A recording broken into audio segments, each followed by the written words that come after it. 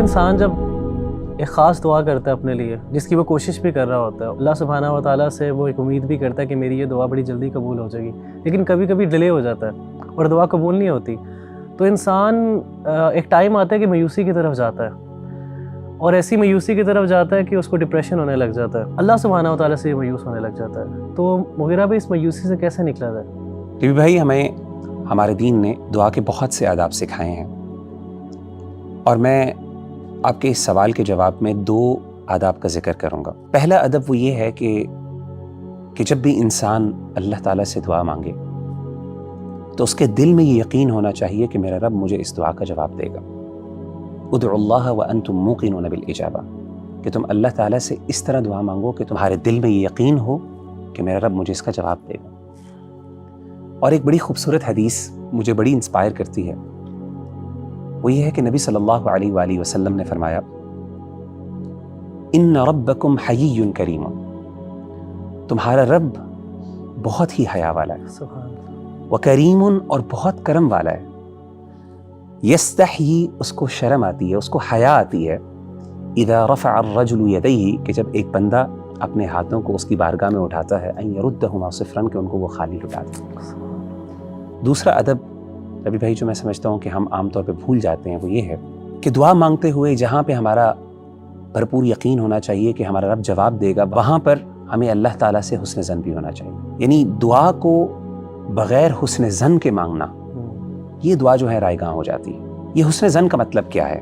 یعنی اللہ کے بارے میں حسن ظن رکھنا، اس کا مطلب کیا؟ میں آپ کو سیدنا زکریا علیہ السلام کی مثال قرآن مجید سے دیتا ہوں۔ سورہ مریم کے اندر اللہ تعالیٰ نے حضرت زکریا علیہ السلام کی دعا مانگنے کی ایک پوری منظر کشی کی ہے، بڑے خوبصورت الفاظ ہیں۔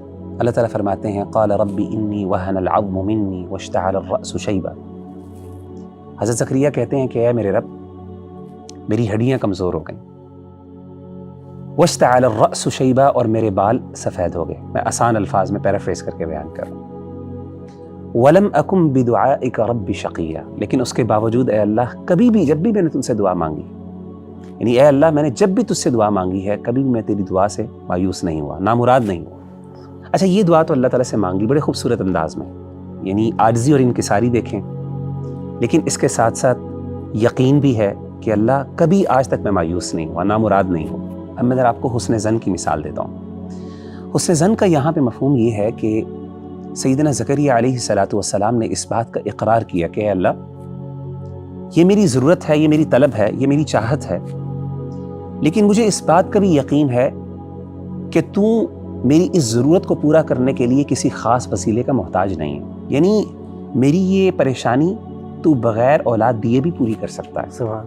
اب دیکھیں قرآن مجید میں دوسری جگہ پہ اللہ تعالیٰ نے ان کے حسن ظن کے بارے میں کس خوبصورت انداز سے ذکر کیا۔ قرآن مجید کی آیت ہے، وَزَكَرِيَّا إِذْ نَادَىٰ رَبَّهُ رَبِّ لَا تَذَرْنِي فَرْدًا وَأَنْتَ خَيْرُ الْوَارِثِينَ، کہ زکریا نے اپنے رب کو پکارا اور کہا کہ اے میرے رب، لا تذرنی فردن، مجھے اکیلا نہ چھوڑ، وَأَنْتَ خَيْرُ الْوَارِثِينَ، اور تو بہترین نگہبان ہے، وارث ہے۔ یعنی یہاں پہ اولاد نہیں مانگی، اپنی ضرورت کا، اپنی طلب کو پیش کیا کہ اللہ، میرا اصل مسئلہ یہ ہے کہ مجھے اس بات کا ڈر ہے کہ میرے بعد کیا ہوگا۔ جو انسان کو سب سے زیادہ خوف ہوتا ہے کہ جب میں اس دنیا سے رخصت ہو جاؤں گا تو میرے گھر والوں کا کیا ہوگا، میری بیوی کا کیا ہوگا، میرے والدین کا کیا ہوگا، لیکن ساتھ اس بات کا اقرار کر دیا، اللہ تو بہترین وارث ہے۔ کیا مطلب ہے؟